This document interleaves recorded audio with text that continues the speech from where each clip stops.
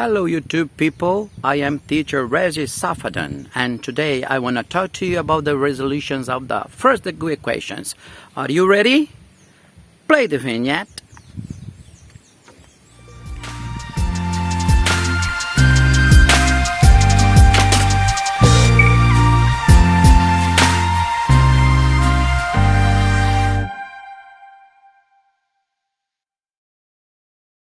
Hello YouTube people, let's start our today's class, okay? See the opening? I am teacher Regy Safadão, and I'm going to teach you today first degree equations, okay? Some different types of first degree equations, from the easiest to the hardest type, all right? So let's start. First degree equations. Well, if you ask me what they are, I will tell you. They are open mathematical sentences expressed by an equality. So we always have something like this: ax plus b equals to 0. Okay, and we have two parts in an equation: one on the left of the equation and the other on the right of the equation. Okay, the sign of equality separates them. Okay, so the first one on the left is said first member of the equation, and the other on the right of the equality sign is the second member of the equation. This is important because we are going to use the reverse operation to solve these equations, and so we have to move a term or a number from the left to the right or from the right to the left. And every time we move the term, we have to employ, okay, the reverse operation. We are going to see it then. Okay, I have here 5 examples of type 1 equations, and equations type 2, equations type 3, and equations type 4, and finally equations type 5. Okay, so take a look at them. You see? Equation type A is very simple and easy to solve, all right? And equation type B, you have a parenthesis now, so it's a bit more difficult, but it's not really very difficult. It's easy to solve as well. And type 3, here in yellow, okay, we have here fractions, okay? We have fractions, and we are going to see how to solve them.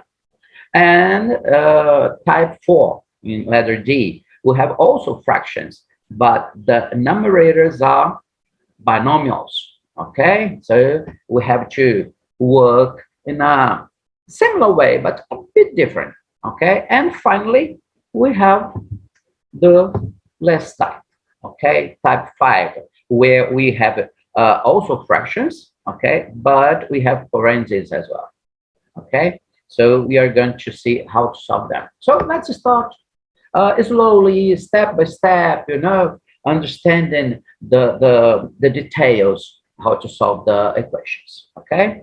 So let's see page 2. Quick solution. Well, to do the quick solution, we have to employ the reverse operation, how we have here.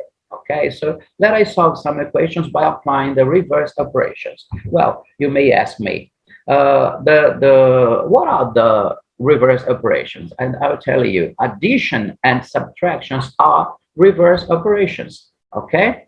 And multiplications and divisions are reverse operations, okay? I mean, if one term, one number is on the left of the equation and you move it to the right, you have to change the operation. If it is addition, you change by subtraction, and vice versa. And if it is multiplication, you change by division, and vice versa, okay? Because they are reverse operations. Let's see this in practice. Okay, I have here example A and also example B. Let's solve example A, and then you understand it better. Pay attention. Here, I used to say we have 2 kinds of families. We have X family, okay, 5X and 2X, and we have numbers, family numbers, plus 6 and plus 15. So you have to join them together, okay? So you have to organize the similar terms, okay? And then we are going to operate them. See what I did. 5x minus 2x. Why? Minus 2x, because it was on the second member, okay? It was on the right, and now it is on the left. So I moved the 2x from the right to the left. So I changed the operation by the reverse. It was positive, you see? 2x was positive, now it is minus x, minus 2x. So I changed the operation. And I did the same with plus 6. Plus 6 on the left, and now it is minus 6 because it moved from one side to the other. So this is basic. If you understand this, I will be very happy because this is the first step, okay? So let's now operate. If I have 5x and here I have minus 2x, I can operate them because they are the same family, okay? X family. So 5x minus 2x is 3x, and 50 minus 6 is 9. So we have 3x equals to 9. And see, 3x is a multiplication. And I want to find the x value, okay? So I have to move this number 3 to the right. If it is multiplicating, it will be dividing, okay? So see, we have now x is 9 over 3. Can you divide that? Yes, we can divide that. So 9 divides by 3. So do it. X is 3. And then I have to show the true set. I used to say to my students that an equation only finishes when you show the true set. Okay? Some teachers don't care about it, but I do. When you finish, okay, you have to show the true set. Okay? Well, let's see now question B. See what I did. I have here 4y minus 9 equals to y plus 6. So I have to join the families together. Okay? So see what I did. 4y minus y, because here it was plus y. And it moved from the right to the left of the equation. So it's now minus y. And 6 stays here. And minus 9, you move to the right. So it comes plus 9. Now, let's operate. Well, if I have 4y minus y, I will have now 3y. And 6 plus 9 gives us a 15. So we have 3y is 15. And this number 3 here, okay, has to leave there, has to be moved to the right side. So if it is multiplicating, it's now going to be dividing, okay? So we have that y is 15 over 3. Can you divide that? Sure, you can divide that. So 15 over 3 is 5. Then we have that y is 5. So the true set is 5.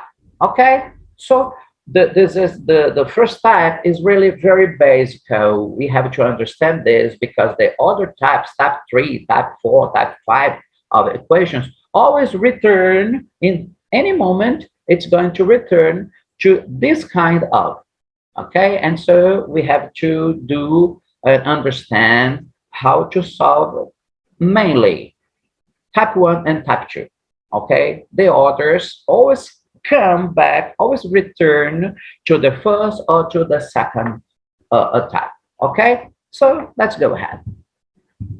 Here I have C and D, okay? And also I want to show you now two very important things. See, addition sign rules. We have two addition signs rules, okay? If the signs are the same, okay, if the numbers have the same sign, okay, what I have to do? I have to add and keep the sign, okay, the same sign, okay? So if the numbers have the same sign, okay, or plus plus or minus minus, I have to add them and keep the same sign. But if the signs are different, subtract and keep the sign of the largest value, the largest number, okay? So see, If I have a positive plus a positive, the result will be positive. If I have a negative plus a negative, the result will be negative. But if I have the largest number, okay, positive, and the slowest number, okay, the smallest number is negative, the result will be positive. And if the negative number is the largest, the result will be negative. All right? It's quite very important. Or you can memorize like this. If the signs are the same, add and keep the same sign. Or if the signs are different, subtract and keep the sign of the largest value, the largest number. Okay? Now, there is another point. Multiplication sign rules. Okay? Now, see, if the signs are the same, you multiply them, okay, and put positive sign like this. Plus times plus is plus, or minus times minus is plus, okay? But if the signs are different, multiply and put negative sign like this. Positive plus negative is negative. Negative times positive is negative. All right? People memorize like this. Positive and positive is positive. Negative and negative is positive. Or positive and negative is negative. Or negative and positive is negative. Okay? Well, we are going to apply this futurely. Okay? Every question, we are going to apply this. Okay. And now let's solve question C. 9m minus 10 is 6m plus 8. So let's organize the families. Okay, let's put the families together like this. 9m minus 6m. Why minus? Because here it was positive. Now it comes to the left, negative. And 8 plus 10. See, it was negative 10. Now it is a positive 10. See, let's operate. 9m minus 6m is 3m. And 8 plus 10 is 18. And this number 3 here is going to be moved to the second member, okay, to the right. So it's coming, dividing like this. M is 18 over 3. We can divide, so if we couldn't divide, okay, we did not divide, okay? We could try to simplify the fraction. But if we cannot divide or we cannot simplify, give the fraction as answer. See, so m is 6. True set is 6. All right. Now let's do the last one. 9n plus 12 is 5n plus 4. So let's put families together. N family and number family. See, I have 9n minus 5n. Why minus 5n? Because here I have a positive 5n. Okay, and here I have a positive 12. So it comes negative 12. See, 7n minus 5n gives us 2n, and 4 minus 12 gives us a negative 8.